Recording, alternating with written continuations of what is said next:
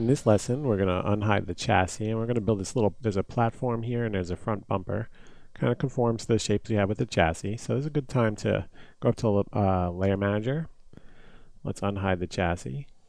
Let's hide the blueprints just for a second so you can check your progress, because I think you'll be surprised how far the models come. Let me close this out. And if you zoom out and rotate around, you'll see there's a lot of detail there already, and there's some wheels and things to put along here and some fill-in objects. It's starting to really look like something. I think the key thing is that we're organizing our workflow, and by doing it in sections, we're kind of keeping the distractions to a minimum. Because even the best modeler, if you have something overwhelming with lots of parts, you could be distracted by the complexity. So that's why I think, you know, having these layers and hiding some of them during the process is a good idea. So let's do this. Let's hide the boiler, unhide the blueprints. Let's hide the lines.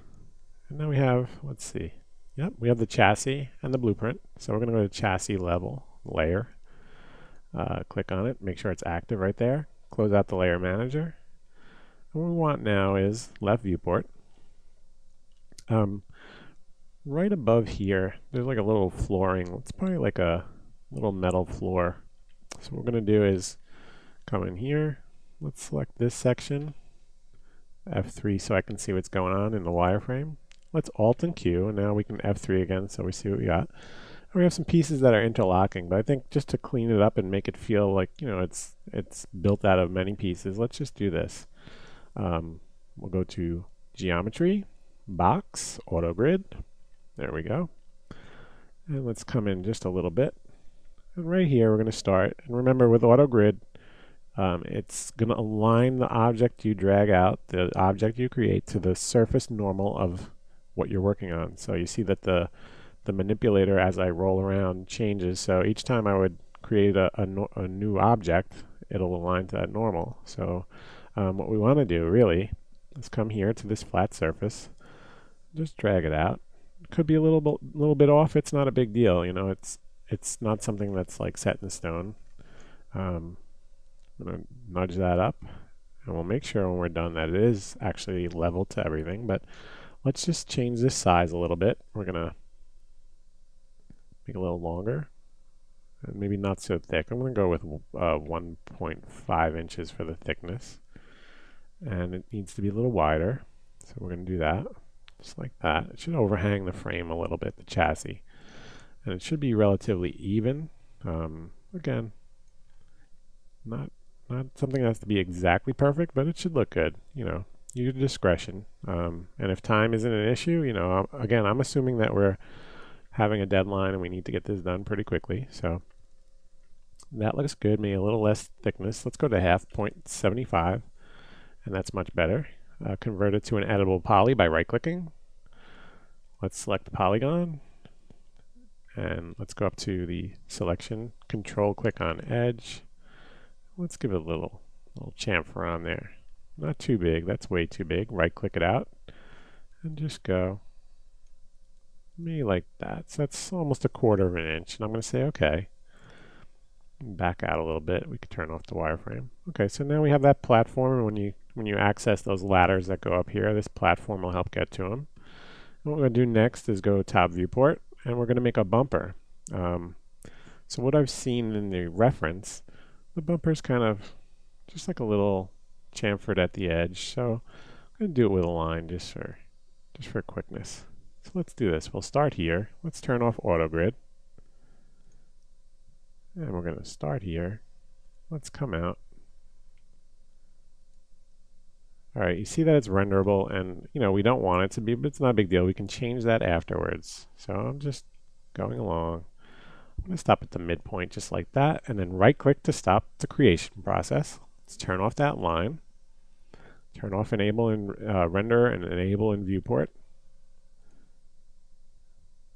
I might have to do that one more time. There we go. Okay. And now what we want to do is let's just take this and shift with the Move tool and drag it out as a copy. Let's mirror it along the X, just like that. And let's pull it out till we see, there we go. We can see where they kind of join. That looks good. And now what we're going to do is we're going to attach one to the other, just like this. And we'll go to Vertex Subobject. turn off attach. Let's just select these with a marquee and fuse and weld. And if we wanted to, we could even delete that one. Now we have one big long shape. I think what we want to do also, let's select these. Let's see if we can do this. Fuse them and weld. And let's delete that point. Okay, so that's the profile I think we want for our bumper. Let's go to perspective. F3. Let's just pull this up. It's okay if it intersects that piece a little. Extrude this a little bit. Extrude modifier from the modifier list. Right click to zero that out. And let's go 6 inches and just see how that looks. Push it down a little bit. It's not bad. What I want to do now is exit isolation. Let's just take a look. This blue piece is the bumper, so let's zoom in a little. On the front view, you get a good look at it. So we need more than 6. Let's go 10. See how that looks. Looks better. We'll just pull that down just like that. Let's make it even 12 inches. And then there we go. So that's your bumper. It's not a complicated part. What we're going to do is we're going to grab some of the clamps that we use for the steam lines, and we're going to put 4 of them here, and a little decorative railing that comes across the front. And then we'll add a few like tubes in here that will add some surface detail, and that was on the reference that I'd found, so it's something I plan to do. So let's do this first. Let's go to Create Panel, Geometry. Let's do a tube cap. MVH primitives, tube cap, on grid, auto grid right there. Let's just drag one out. It's aligned to that surface. Pull it out. You release and inset a little bit, just like that. Let's make it 16 segments. Okay, let's zoom in a little bit with the Z key. And let's come over here and right click on tube cap and convert to editable poly. Go to edge, Alt and R for ring selection, Control Shift and E to make a new loop. Let's pull that out a little bit just like that. And now let's do border selection. Marquee the whole thing. We'll get the inner and outer border. And let's just shift drag that border back. There we go. F3 so you can see a little better. We pull it forward. That's how I think it should look. Let's add a smooth modifier. Right out of that modifier list, smooth, auto smooth. Okay. It's segmented, but not bothersome. If you're bothered by segments, we can always either subdivide, or we can come across on top of there on the modifier stack and edit poly, edge, and let's do this.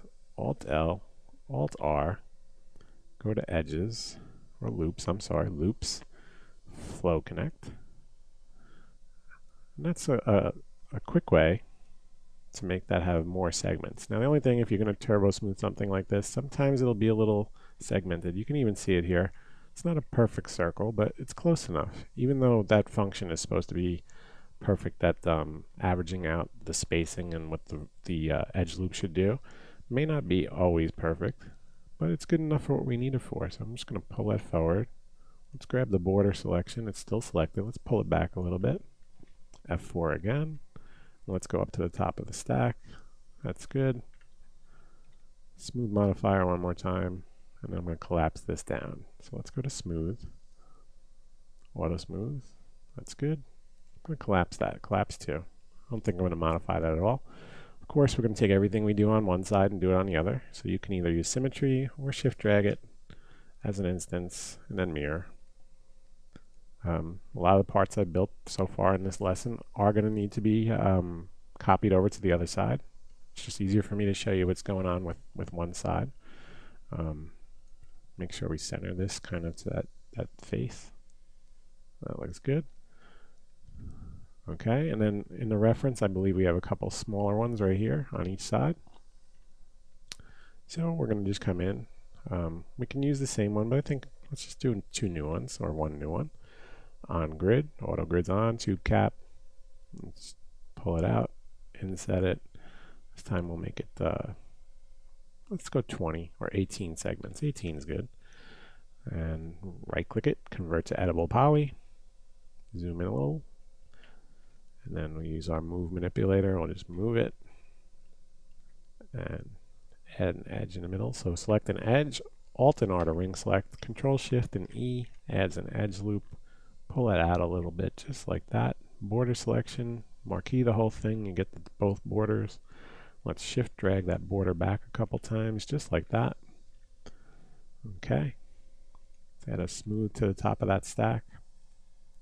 Auto smooth. Okay, and let's make one here. Clone it down. That's 2.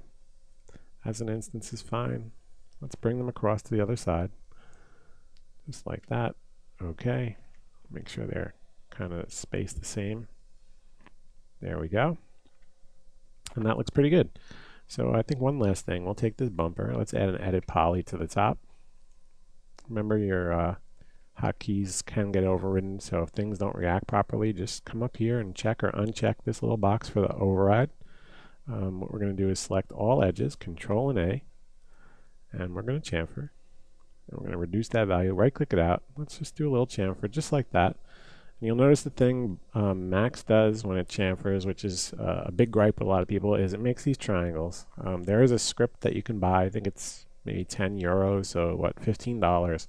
It'll quad chamfer all your edges when you do this operation. I haven't tried it myself yet, but I might when we're done with this exercise. So with that said, this looks good. I don't think we need another. Well, that looks good too, but let's stick down to 1 and say okay. Let's click out, F4. And there you go. We have a bumper right there. It's looking pretty good. I think I'm going to continue. Let's unhide all. So let's come over here, unhide all. We'll say no. And actually we need to say yes, so it's not a big deal. Let's go to Layer Manager. And let's unhide the boiler layer. That's where the part that I want to grab is. We can close the Layer Manager. Let's come in and let's get one of these hose clamps that we made earlier. It's in the hardware layer as well, but I'm grabbing it from right here. I'm going to make a copy, not an instance. And we'll pull it to the front. Let's go to left viewport. Okay. It's a bit too far out. We want to align it to the bumper, which is right around here. Let's drag that down right here. And let's right click. Well, actually we don't need to right click. Let's just rotate it. Looks like it's a little at an angle, but it's not a big deal. There's 90. I think it's a little off this way. That fixed it. We had snaps on when we made the moves, so most of these angles that we're dealing with will probably snap back. There we go. And what we want to do is, I'm going to probably thicken this up. I'm going to pull it up a little bit, move it to the center, just position it. It's whatever is to your taste. It's not set in stone. Let's zoom in and grab some vertices.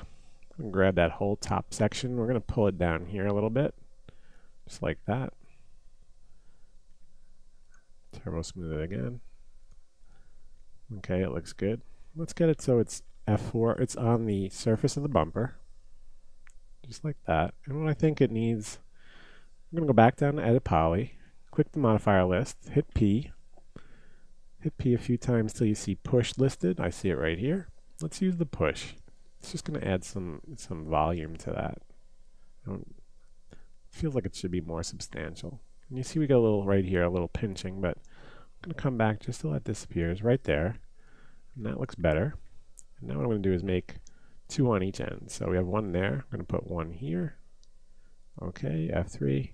I'm going to drag those 2 out. Try to match the spacing that's on the other end. That's okay. Okay, let's hide the blueprints. Go up to Layer Manager. Hide. That's the blueprint layer. Let's come in here now, close that out, and Shift and B. That's for the rear view, or, well, in our case, it's the front. And now we're going to come over here to Shapes, Rectangle. What I'm going to do is turn off Auto Grid. Might be on from before. I'm going to line up with about where that bumper angles back. And I'm just going to pull out a rectangle just like this. Go to the other part where it angles back, just like that. I'm going to add some corner radius. As we remember in earlier exercises, we have parameters, corner radius. I'm going to just roll that until it has the feel that I want. That looks good. Let's convert to editable spline. And we're going to do this segment. Let's delete this one and this one on both sides. And then let's go to vertex. We'll grab the bottom vert on each end. Let's move it down using the move tool. go to perspective, and this needs to be moved to the front. It's kind of at the middle of the train. So with the move tool, we're just gonna drag that right up here. Zoom in a little bit, F3. Let's make it renderable, which is down here. Rendering, enable and render, enable and viewport. We're going to just pull that back a little, just to that diameter, and then let's align it with these little spindles that are holding it in place. And that looks perfect. I mean, that adds a nice bit of detail right there. So with that, I think we're going to pause the lesson. In the next lesson, we're going to make a tube that goes from the boiler down to here, down to this little drivetrain element, and we're going to use some of the techniques we used earlier. So I'm going to pause the video and we'll pick it up later.